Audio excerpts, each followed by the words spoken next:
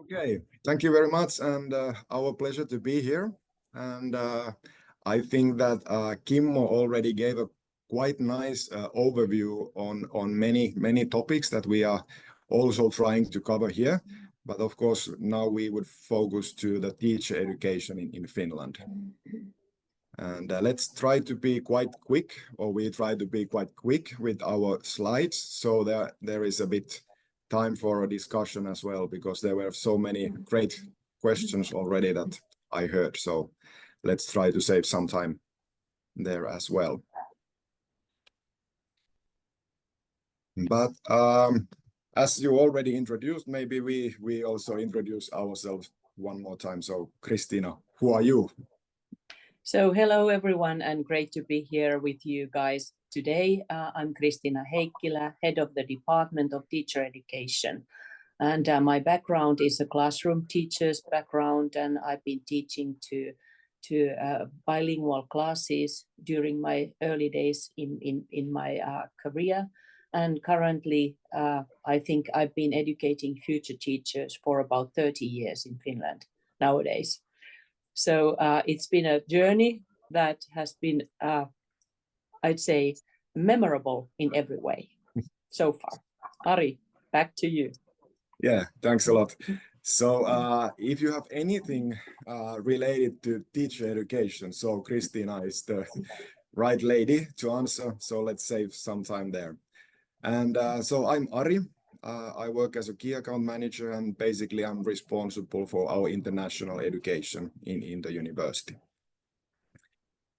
I don't introduce our university too much. Basically, we are quite normal multidisciplinary university, having 8 different faculties.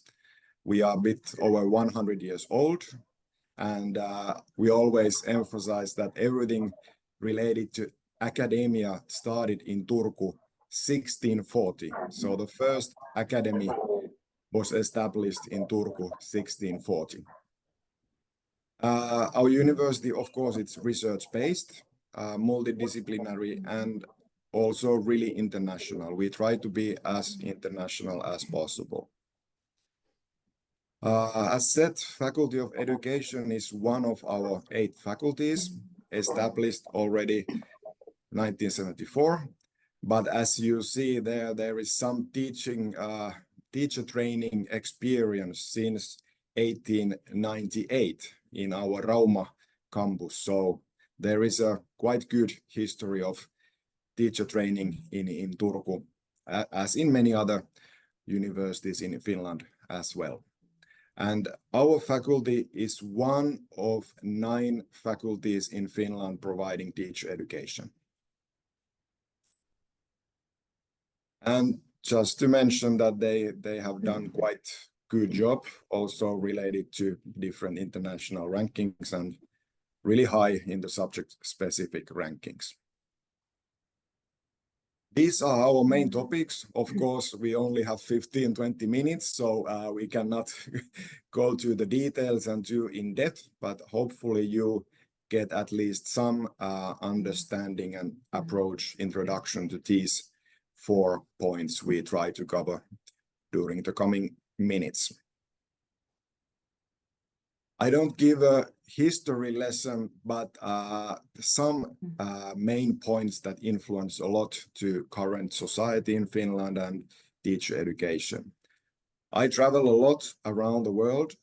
We meet a lot different groups, teacher groups, principals around the world. And maybe too often or quite often they ask or say that it's easy for Finns to tell what to do and what not to do, because everything is so great there. But remember, if we go 100 years back, so Finland was also really not in a good shape. So 2 world wars, bloody civil war, and so on. So we really needed to reconstruct the whole society again. And as we don't have so much natural resources, we have forest and we have wood, and the paper industry was really important. So we can't count on those natural resources. So we understood that we have our brains and we have to emphasize the basic education. And we think that the good level of basic education impacts to many other fields in society as well. As you see now, today, or since 2000 something, so we are among the best in many international rankings. We are the happiest country in the world, most stable country in the world, no corruption and these kind of things. Quite good level of innovation and technology. So we believe that everything this relates to the good basic level of education for everyone, no matter on religion, no matter on the gender, no matter on the economic status of the family, no matter where you live, South or North Finland, East or West, city or rural region. So the level of education is there, it's the same. And why? Because we have this really good system of teacher education. And since 1970s, when we made a really big reform, so every teacher, every classroom teacher has to have a master degree, and every subject teacher teaching at the secondary and upper secondary school, they have to have a master degree in the subject they are teaching, and then they have a 1 year pedagogical studies. But so teacher education is the kind of cornerstone where we believe. And there are those 2 points that we emphasize as a basis in our teacher education. So of course, everything is based on research. So teacher education takes place only in universities, in 9 universities, as said, and everything, every educational courses, everything is based on research and evidence, so that we know what we try to teach. We may make some mistakes sometimes, but then we correct the bad. And then the other really, really important point is that we combine theory and practice. So this practical training during the 5 years degree study is really important part of our teacher education. So when the teacher students graduate from the university, they already have over 800 hours of teaching practice experiences in a classroom. So they know to what profession they are graduating. They know what it is and what's not. So that's maybe the big difference to many other countries. So there might be some practice periods, but really short. They might be at the end of the education. We start from the beginning, so it's important that immediately we start the training also practical skills. There you see this degree by school levels I already explained, and just to add that also the kindergarten teachers or early childhood education teachers, they have to have a bachelor's degree in education. So that's maybe to add for those. But maybe then, Kristiina, if you want to summarize somehow all these 5 years, so what kind of teachers we try to educate? So with these key elements, during those 5 years of study, and our students will get a BA plus MA degree in these 5 years. These are those skills and competencies that we try to develop with them throughout those 5 years of study. So we have understood that teachership is a lot of interpersonal and communication skills, and emphasized that every teacher should be able to actively listen what is happening in here instead of all talking. So if we have 2 ears and only 1 mouth, that's the thing that we try to tell our students, that listen more, you understand more, and then comment, but don't talk all the time, because it's something that every child needs to be heard and listened to. And these interpersonal and communication skills, they are very, very important, and they will be sort of taught throughout those 5 years of study. And of course, the teachers need to know the subject-specific knowledge of each subject that Finnish school has. And of course, and usually it answers the question, what? And then we go to the didactic skills, how to teach them. It answers the question, how? So how do we learn these things? And also, after these 5 years of study, our students are competent as researchers in educational sciences. So they develop their research skills throughout their studies. And they also make 2 major theses, BA thesis and MA thesis, based on their research skills. And of course, they are finalizing and ending up with expertise on learning and teaching. So they know about a lot of what is learning with different kinds of learners, and what is teaching, and the variety of teaching methods also. And then in the end, classroom management skills, they are very important. And as Ari Koski just told, they are practicing these throughout their 5 years of study in different periods of time. That include the pedagogical skills. They know about teacher-centered learning and also student-centered learning and teaching also. And they are practicing in their teaching practice periods in teacher training schools with supervised teaching, also these evaluation and differentiation skills. So these are the basics in the toolkit. And of course, they need to be able to motivate and activate the students, and they are learning various methods how to do these. And usually they are applied in these certain classes. They are teaching what works in other class doesn't work in the other class, which means that they need to have a toolkit of these as well. So I think these are basically the key elements that, of course, there are much more, but these are the cores that we are trying to develop throughout their studies. Thank you. Back to you, Ari. Thanks a lot. And yes, let's save time to the end, so there is a time for discussion.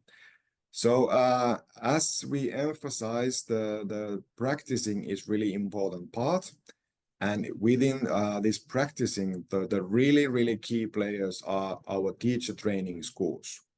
So every university, those 9 universities who provide teacher education, they have an own teacher training school. The school is governed and administrated by the university and the faculty of education in that university. But of course, at the same time, the schools are really normal Finnish public schools. They just have this specific status as being the teacher training school, and then there are some administrative details that they belong to the university, not to municipalities. But these are really important players in our teacher education system, because these schools are appointed to this role. The teachers working with the teacher students, they are trained to work with students. They are trained to mentor them and reflect the lessons that students are keeping, and so on. So our teacher students, they don't just go some school. They go to the specific school that is trained to be in this role and trained to support the learning of the teacher students. So there you see the main actors in this teacher the training period. So there are always the responsible teacher at the school who follow the student and how he or she teaches.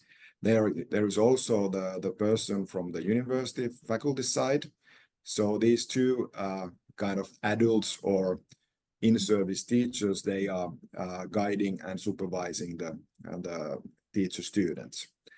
And there you see also the list of those main points that they try to emphasize during the practice period. But of course, the main point is that step by step, teacher students take more responsibility on the real lecturing and teaching activities, and the teachers follow the students' work in a classroom, and then they reflect the teaching and give feedback and developmental advices and so on. So that's, in a nutshell, again, really something that we try to promote. Do you have something, Kristiina, here to add? I think you had it pretty clear. Okay, and let's take a question soon. So I think that what I heard from Kimmo's presentation that was before, I think Kimmo tackled many of these points more thoroughly, but we listed here some of the key elements of behind the Finnish success story in education. I don't go to those details too much, but this equality and equal opportunity for everyone, it's the basis. And education is free of charge in Finland. So from the preschool year till the last year of upper secondary school, or the either high school or the vocational education. So till you are around 17 or 18, it's free of charge. And also university studies are free. Yeah, those as well. Yeah. So of course that means quite big taxes, but let's don't go to that direction. But so and this good level of basic education and pretty much the public system of schools, we don't have many private schools at all, so we can say that the whole system is public. So it's influenced a lot to Finnish society. Of course, teachers are the key players, as we discussed. Principals, Kim also tackled this one. So it's really crucial point in our schools as well, that the principals, they are teachers themselves. They need to have a teacher experiences at least couple of years, usually more than 10 years before applying to be a principal. And the key thing here is that that's how principals understand the mindset of teachers. They understand the pedagogical culture and school culture, and that's how they can support teachers better in their work. So in our approach, principal is not the manager who directs and leads and say what to do. They are more like supporting the teachers in their work and discussing with them. Curriculum was already covered, at least briefly. So as Kimmo mentioned, so the national core curriculum gives the frame, and then the regions, or actually municipalities, they can decide regionally how to make it more in detail. And as Kimmo said, so based on local or regional, for example, economy. Economy in South Finland is totally different than in North. So there is no sense to teach exactly the same points. Of course, everyone has the about same amount of lessons in mathematics and so on, but then there are huge amount of flexibility. And then finally, the individual teacher in a classroom has a lot of power to decide how to do it. With this classroom, with this class, these children, how do they learn? So how should I teach these specific topics to them? So a lot of autonomy for the teacher to decide what kind of teaching materials they will have, what kind of books they will have, and also how am I going to deliver this and that theme with for the kids. So it's also a lot of autonomy in deciding how is everything done. Exactly. So I think that was pretty much what we had in mind, really briefly. So it could have been 3 hours discussion, but unfortunately now we have this time. So we are happy to give some comments, answers if you have any questions. Thank you. That they have these courses that will be sort of immersing different things together to be more phenomenal based.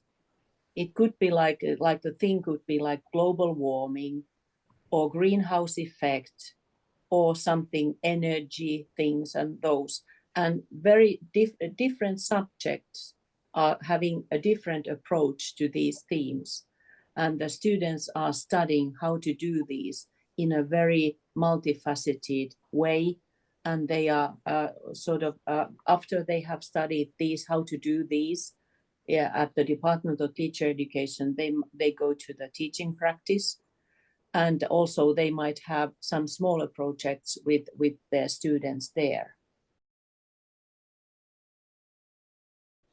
There is only 1 year, the 3rd year, that we don't have teaching practice because our students are studying their minoring subjects, and the timetables don't match, which means that the 1st and 2nd year there will be periods of teaching practice, and also on the 4th and 5th. And all these 4 different periods of teaching practice, which that means that altogether they are about 800 or a bit more hours of teaching practice, if that helps. But there is only 1 year that doesn't have any teaching practice at all.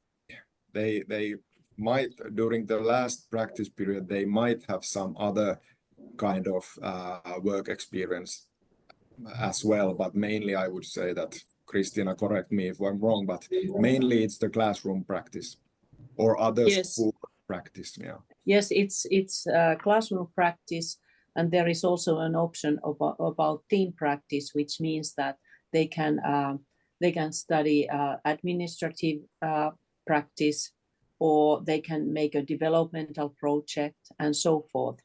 But it's mainly classroom practice.